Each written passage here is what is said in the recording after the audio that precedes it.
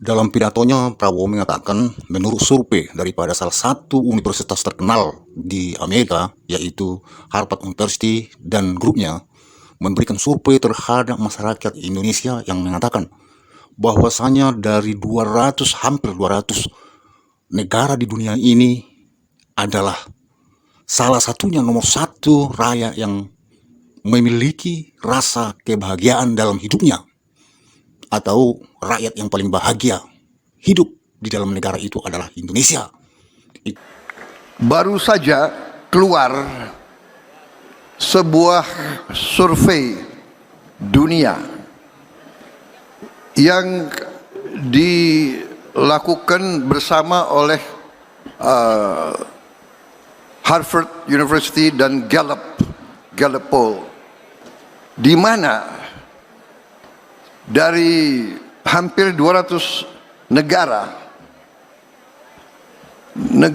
yang rakyatnya setelah ditanya menjawab bahwa rakyat tersebut mengalami bahagia. Negara yang paling nomor satu di dunia sekarang, rakyatnya mengatakan dia bahagia, adalah bangsa Indonesia.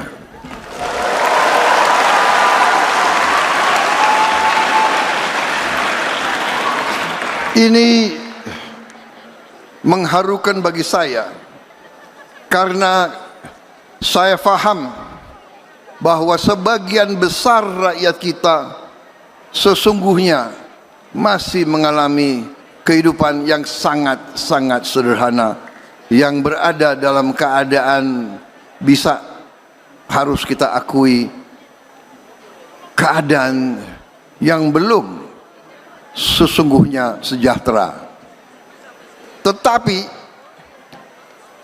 kalau ditanya masih mengatakan bahwa dia bahagia, ini membingungkan bangsa-bangsa lain, dan juga mengharukan bagi saya. Itulah menurut survei daripada Harvard University dan rekan-rekannya. Jadi maksudnya di sini Prabowo mengatakan dalam pidatonya dia heran sekaligus dia bangga.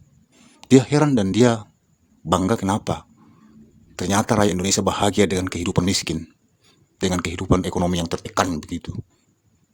Jadi maksud saya itu kenapa ya Pak Prabowo ini mempunyai rasa seperti itu, ya? Dia juga heran katanya kenapa survei itu seperti itu. Prabowo tidak tahu ya, orang yang buat survei itu kapan dan di mana disurvei. Disurvei di Amerika Serikat, rakyat Indonesia yang ada di sana, atau datang ke Jakarta, atau datang ke desa-desa, atau datang ke pelosok-pelosok, ya. Jadi di sini mereka mengatakan kalaupun survei misalnya di dalam buku ataupun hanya di salah satu tempat surveinya, mungkin mereka mengatakan bahagia itu bukan bahagia karena kemakmuran, atau bukan bahagia karena kehidupan sehari-hari. Kalau menurut Prabowo, bahagianya rakyat Indonesia itu menurut survei itu karena gotong royong. Nah, di mana bahagianya kalau gotong royong? Ya, bahagia yang mana itu? Boleh dikatakan gotong royong itu banyak yang terpaksa itu. Jangan katakan semua gotong royong itu karena senang-senang hati begitu. Enggak. Kita sendiri tahu kok. Boleh dikatakan kita, katakanlah di satu wilayah kita gitu ya, ada gotong royong kecil-kecilan lah gitu. Itu banyak yang terpaksa itu. Jadi gimana itu bisa bahagia yang terpaksa seperti itu? Ya. Jadi itulah kadang-kadang Pak Prabowo mengatakan seperti ini gimana ya? Mungkin kalau menurut saya kebahagiaan itu mungkin menurut survei itu bahagia pejabatnya. Ya, mungkin itu kan rakyat juga itu pejabat itu. Artinya bisa suka-suka dia bikin peraturan, bisa suka-sukanya melanggar peraturan, bisa suka-sukanya buat sesuatu yang tidak disukai masyarakat begitu. Contohnya macam pejabat-pejabat, sesuka-suka dia membuat misalnya kebijakan-kebijakan yang melanggar aturan untuk mengambil ataupun memenuhi daripada pundi-pundinya. Jadi kan mereka bahagia setelah penuh pundi-pundinya. Mereka itu bahagia mereka karena mereka mampu berbuat dan bisa leluasa berbuat gitu. Itu kebahagiaan mereka. Kedua, para konglomerat ya, para konglomerat itu mereka itu bahagia hidupnya. Kenapa? Sesuka-sukanya mengambil daripada harta karun yang ada di Indonesia. Contohnya tambang, ya, babat hutan-hutan ya, hutan-hutan yang ada di Indonesia dibabat itu, ya, penggundulan hutan-hutan. Misalnya hutan itu hutan terlarang, hutan yang dilindungi tapi masih dibabat, ya, ditanamin sawit, ditanamin kayu, entah kayu-kayu apa, pokoknya kayu industri kayak yang penting menghasilkan duit. Di situ lah kebagian mereka, ya. Baru dibuatnya tambang sesuka hati dia, nggak ada laporan, nggak ada pajak. Itulah kebahagiaan, itu maksudnya kebahagiaan Pak Prabowo. Pak Prabowo masa nggak nanggap maksudnya kebahagiaan itu? Masalah itu kan masyarakat juga itu. Pengusaha-pengusaha sama pejabat-pejabat yang koruptor itu yang bahagia-bahagia mereka karena banyak uangnya diakibatkan koruptor, ya itu kan mereka itu kan bahagia memiliki uang, bahagia mencicipi uang seleluasa tanpa ada rintangan apa-apapun. Mereka kebal hukum, di situ kebahagiaan mereka. Ya, begitu juga pejabat itu, tanpa ada hukum yang berlaku sama mereka. Ya, tambang-tambang hasil bumi di Indonesia disikat semua habis-habisan. Hutan-hutan itu digunduli semua, dibangi semua tanpa ada hukum yang menjerat mereka. Di situlah kebahagiaan mereka. Ya. Jadi sebenarnya pantas itu kalau mereka itu mengatakan bahwa Indonesia raya, bahwa itulah bahagianya. Ya kan? Mereka punya mobil-mobil mewah tapi nggak pernah bayar pajak, ya. Setelah mereka mengeruk daripada harta yang ada di Indonesia ini, mengeruk daripada uang-uang negara, uang-uang rakyat, mereka beli mobil, harta melimpah di situ, rumah-rumah yang puluhan miliar bahkan ratusan miliar tapi nggak bayar pajak. Di situ mereka bahagia. Kenapa bahagianya? Karena bebas. Bahagia itu kan karena mereka itu kebebasan menikmati daripada harta-harta ataupun uang-uang yang ada didapati di Indonesia tanpa ada konsekuensi hukum. Itulah kebahagiaannya. Jadi kebahagiaan itu di situ, bukan bahagia rakyat. Rakyat yang mana yang bahagia? Makan tak makan banyak rakyat Indonesia. Yang tidurnya pun tidak nyenyak, tiap malam pun banyak. Nggak ada rumah.